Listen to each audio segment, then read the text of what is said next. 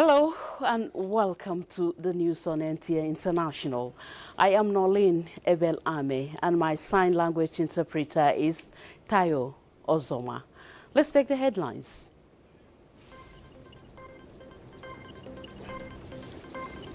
Vice President Kashim Shettima meets Antonio Guterres' push for Nigeria's inclusion into the United Nations Security Council.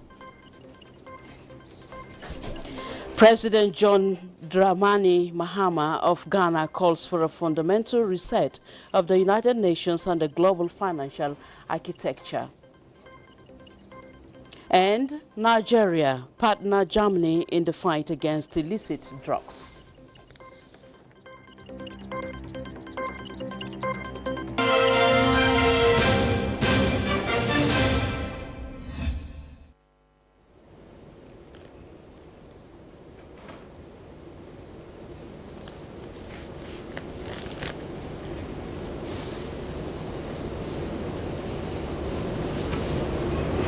And now to the news. Vice President Kashim Shettima has met with UN Secretary General Antonio Guterres at the UN headquarters to discuss key issues, including Nigeria's quest for a permanent seat on the United Nations Security Council and other matters of mutual interest. State House correspondent Abdurrahman Jibrila reports. Nigeria at the United Nations building, aspiring to become a permanent member of the UN Security Council. The two leaders also held bilateral discussions focusing on achieving the Sustainable Development Goals, climate change, collaboration on strengthening democracy in Nigeria, and partnership with the UNDP and regional initiatives for democracy and security also forms part of the meeting. We're also partnering with the UNDP on a regional partnership for democracy, security in the region, and the VP further emphasized the need for the UN to support Nigeria even more so that we achieve more, and the fact that we are aspiring to become a permanent member of the UN Security Council. In fact, it was the Secretary General that commended the Vice President for stressing that in his speech. Was the SG's comment on artificial intelligence and their hope and expectation that Nigeria will continue to play a significant role there. I think he was extremely happy when we mentioned to him that Nigeria, just a few days ago, released our first multilingual, multimodal large language, the first one on the African continent that is backed by any government. So that part of the conversation came out. Even when we were walking out, he still mentioned that he would love to see Nigeria also supporting other African countries to make sure that Africa is not left behind in artificial intelligence, that we can actually leverage it properly for development. The Secretary General also assured us of continuous support to improve our capacity, authenticate our National Social Register, and also bring more funds available to Nigeria for the humanitarian intervention and poverty reduction activities. Vice President Kashim Shettima also held a bilateral meeting with the Deputy Prime Minister of the United Kingdom, David Lammy. The UK and Nigerian leaders pledged to deepen cooperation in trade, defense and migration. Kashim Shettima, the Vice President of Nigeria. I relate with nations and organizations on a pedestal of equality. The Vice President also attended the Global Leadership Council meeting, assuring that Nigeria is poised to leverage opportunities in the digital space to engage youths and empower women and girls. So tomorrow is pregnant with possibilities. I can assure you all that Africa will rise, and it's already rising. And honestly, we have no business being poor, honestly. There's a new scramble for Africa. The scramble is for the scarce resources, for the rare minerals that will drive the transformation of the next 20, 30, 40 years. The macro environment is actually quite attractive. The Global Leadership Council meeting held at UNICEF headquarters brought together heads of state and other key stakeholders to analyze and co-create and deliver innovative solutions on a global scale. From New York, Abraham Jibrila, NTA News. In a similar news, Minister of Foreign Affairs Yusuf Tuga has commended the national statement delivered at the 80th United Nations General Assembly by Vice President Kashim Shettima on behalf of President Bola Ahmed Tinubu, describing it as bold and inclusive, deeply rooted in Africa's realities. The minister's aide in a statement, Yusuf Tuga, says the address struck the right balance between national priorities and regional obligations, while positioning Nigeria as a strong advocate calling for UN reform, fair economic structures, and shared responsibility for peace and security in Africa, particularly West Africa, aligning with continent's aspirations. He added that Nigeria's enduring role in peacekeeping demonstrates the country's dual position as both a guarantor of peace for others and a defender of peace at home. Yusuf Tuga points out that the national statement also seeks for a new financial architecture, debt justice, and local industrialization in line with Africa's aspirations under ECOWAS and AFCFTA. The foreign minister further says it reminded the world that no country is safe until all are safe, and no region can prosper unless all its people are included. President Bola Tinubu has once more acknowledged the patience and perseverance of Nigerians through the reforms which he says has placed the country's economy on a sound footing for prosperity. The president spoke as he graced the coronation of the 44th Olubadan of Ibadan land, Oba Rashidi Ladoja. State House correspondent Musbaud and Wahab reports. All right, we shall bring you this report in the course of the bulletin. Moving on, President John Dramani Mahama has issued a stern call for a fundamental reset of the United Nations and the global financial architecture, declaring that Africa's role in shaping the future global order will be huge and consequential. Charles Alpha reports.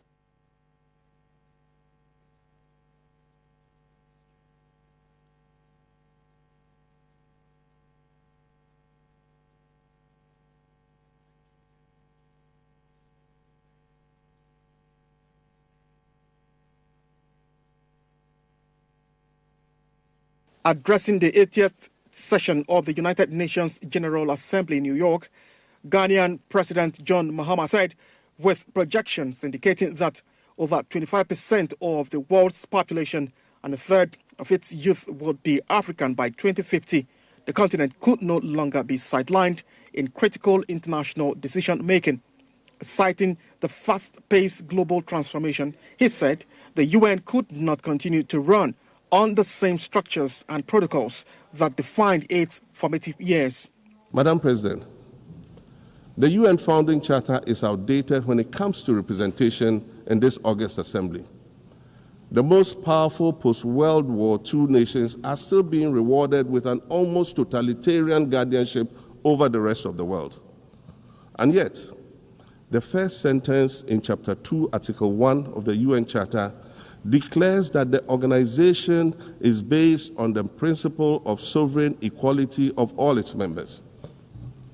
If this were true, and was the case, a continent as large as Africa, with its numerous UN member states, would have at least one permanent seat on the Security Council. 80 years on, in today's world, 100,000 commercial flights take off and land every day. Libraries have been digitized so that volumes of literature can exist on a device small enough to fit inside your pocket, he said. This is a world of cryptocurrency, artificial intelligence, social media, the internet and its dark, hidden dungeon, the dark web, all of which carry a potential threat to global peace and security, Mahama said. He also said the UN's founding charter is outdated when it comes to representation. Charles Alpha, NTA News. Elsewhere, Minister of State for Works Bello Mohammed Goronyo says Nigerian engineers, both at home and in the diaspora, are the true backbone of the country's development and sustainability drive. He said this at the 2025 conference of the Nigerian Society of Engineers, NSC, London branch, where he represented President Bola Tinubu and addressed a distinguished audience of professionals, partners and stakeholders. Usman Zubairu reports.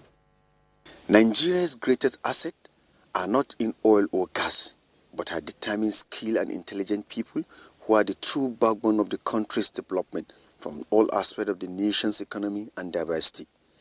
These were the message conveyed by the Nigerian delegation at the 2025 conference of the Nigerian Society of Engineers, London branch. Speaking on the theme, the role of engineers in infrastructure sustainability, the Minister of State for Work, Bello Goronyo, stressed that engineers remain central to Nigerians' ambition to achieve modern, resilient and environmentally responsible infrastructure. He reiterated that President Tinubu's renewed hope agenda places infrastructure at the center of Nigeria's development strategy, noting that without modern, resilient and sustainable infrastructure, no nation can achieve prosperity. He highlighted ongoing landmark projects include the Lagos-Calabar Coastal Highway, rehabilitation of the Abuja-Kano Road, the Lagos-Ibadan Expressway, as well as the East-West Corridor, all of which he said are being executed to international standard of safety and quality. When we came on board, only 5% of that project, from Abuja to Kano to Maradi was achieved. But today we have covered almost 55% completion.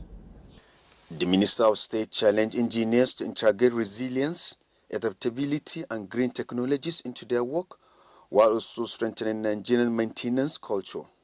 In Abuja, Usman Zubairu, NTA News.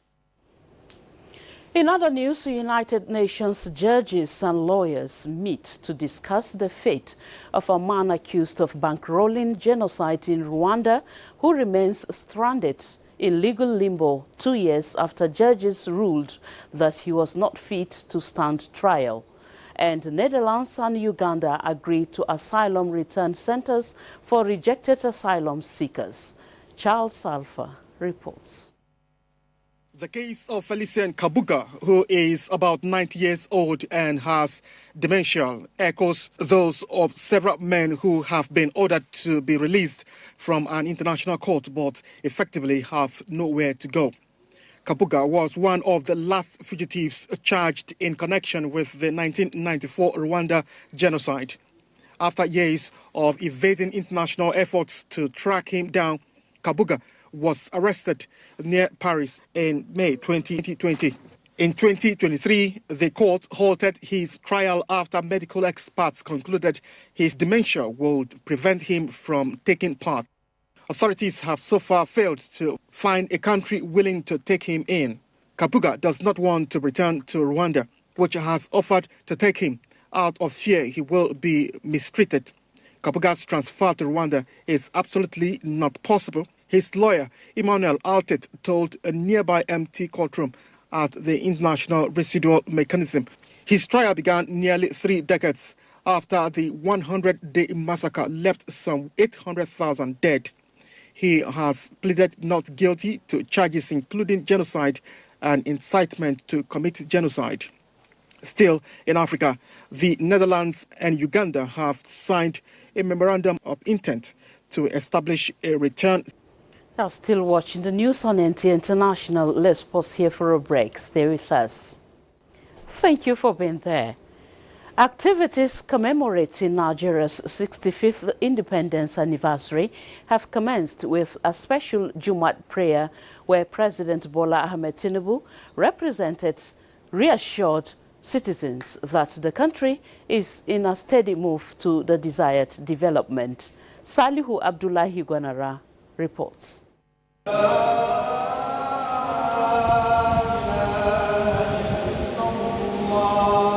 It is a strong spiritual solidarity for the most populous black nation in the world, seeking more blessings from Almighty Allah for more prosperous years ahead.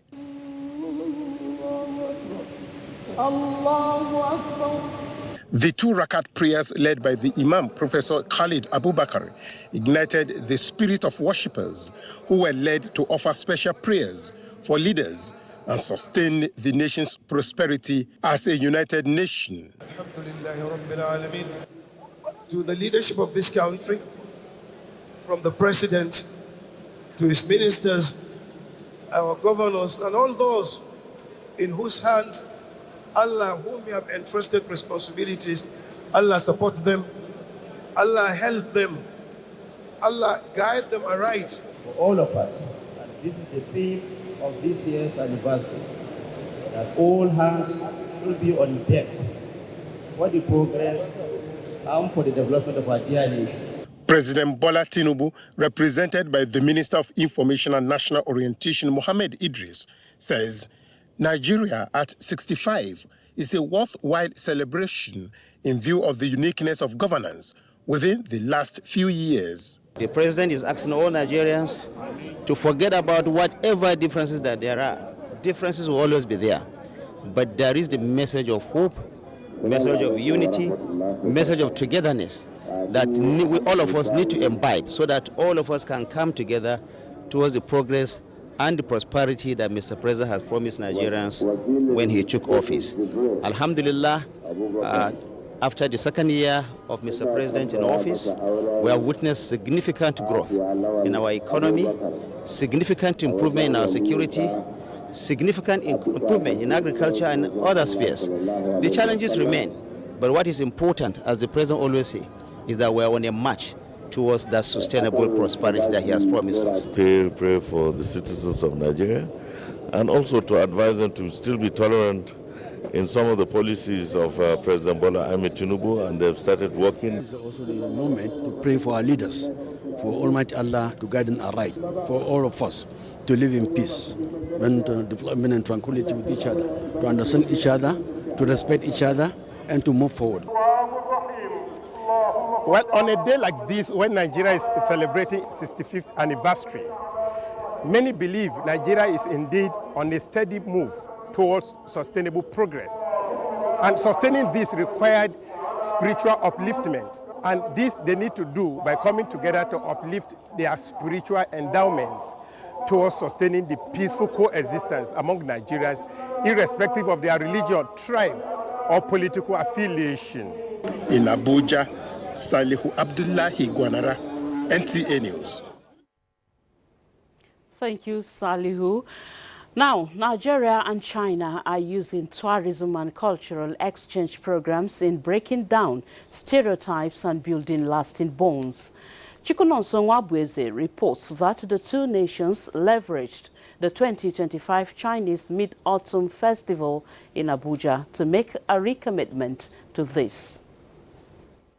China's Mid-Autumn Festival is an annual celebration that captures the Chinese spirit of family reunion, harmony, and mutual support.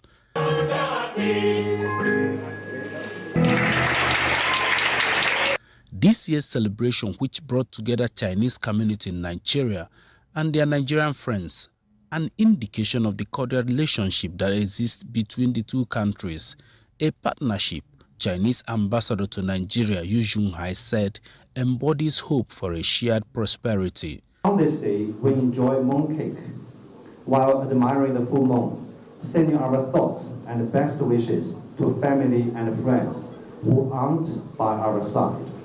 Cultural exchange, as a vital part of China-Nigeria relations, serves as a bridge that strengthens cooperation across all sectors. Though we are separated by geography, our aspirations for national pride, development, and progress are aligned. As we look up at the same moon that has witnessed the journeys of our respective civilizations, we are also looking forward to a future of deepened collaboration.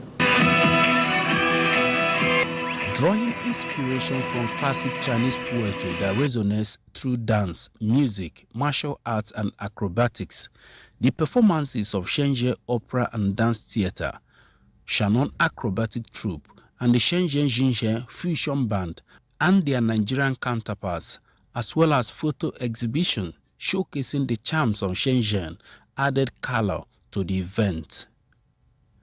Chukwunon Sonwabweze, NTN News. 50 students have been empowered through the Read, Eat and Learn initiative, which officially launched its program aimed at providing both literacy and nutrition support to children, including those displaced by conflict and hardship. Hamman Jabani reports that the initiative is targeting less privileged members of the society. The program was created to prepare children for a brighter future while contributing to the nation's overall development, not only in acquiring knowledge but also applying it in ways that will benefit both the children and their families. The program will run for a period of 5 months with sessions scheduled twice a week, combining reading, meal and life lessons to ensure holistic learning. Speaking about the vision of the project, founder Project One said the Read, Eat and Learn initiative, born out of a desire to give every child, regardless of their background, a fair chance at a brighter future. She said many children are deprived of both education and proper nutrition, the two essentials that shape their growth and destiny. Carry within them, some of them, the trauma of the past. So when you're coming in to help them, you know you're helping them to reposition themselves for the future, for the country, for the safety of those of us that also feel that we're okay in our homes. These children need to be rightly positioned, rightly guided, and rightly supported so that they can live a meaningful life. Stakeholders commended the vision behind the initiative and pledged their support in sustaining the program, while partnerships like these are vital in complementing government efforts to improve literacy and child welfare. Giving, learning, eating, dancing together, you are creating a lot of curricular system that is enriching the children. They will be having a fast way of learning processes. The hours they will spend going through these lessons would have been used for other things, unwholesome activities, plays and fights. So too, they are now being prepared to understand that there is something learning is important in life. The Read, Eat and Learn project is not only tackling illiteracy, but also addressing the challenge of child nutrition, ensuring that no child is left behind in the journey towards education and empowerment. Hamad Jabani, NTA News. More Nigerians are aligning with the campaign against irregular migration, highlighting the dangers in the Japa syndrome with proper planning. The latest in this campaign is the presentation of a novel titled Diamonds in the Flame. The story exposes the avoidable risk young Nigerians take in an attempt to make life meaningful and create a better future for themselves. Diamond in the Flame x-rays the life of a young girl bubbling with ideas and vision for a greater tomorrow, but eventually lured into a foreign trip with her life ruined as she was forced into prostitution. The inspiration behind this is to ensure that we create much more awareness about irregular migration, child trafficking and exploitation, so that many Nigerians that are falling victim of this particular situation will take a whole lot of caution if they want to make any journey to any country. As we are beginning to see repeatedly, it's not greener out there, and available statistics actually indicate that Nigerians, younger Nigerians, innovative Nigerians who stay at home, are probably more able to even make it than on a ratio level than those who travel out. Now, a quiet but powerful moment unfolded at NTA International as the station's general manager, Oganya Simon, is formally bowing out of service after an extraordinary 35 years of dedication, quality leadership and unwavering commitment to the organization. Comfort Fashion tells us more.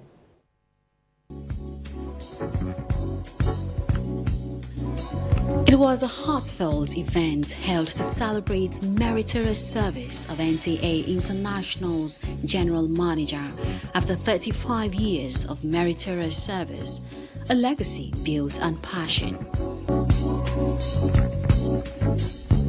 While not a journalist by profession, Oganya was widely celebrated in the media space as the very heart of NTA International, her last station as general manager, and NTA as a whole.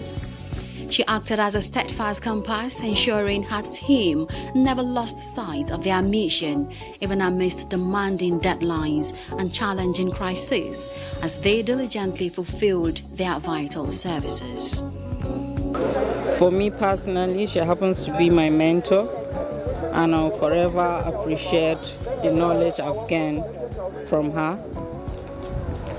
All I can say here is we wish her the very best that life could offer after NTA. She has been a source of inspiration to me. She has taught me how to be firm, how to be bold administratively. In her spontaneous and heartfelt address, Oganya, with her charismatic, warm smile, urged her staff to remain steadfast in their hard work. I did not achieve whatever I did alone, but with all team members across departments. And I want to just pray that God will uphold them and they will keep the flag flying. They should know that NTA First is the policy we practice, and they should keep it up.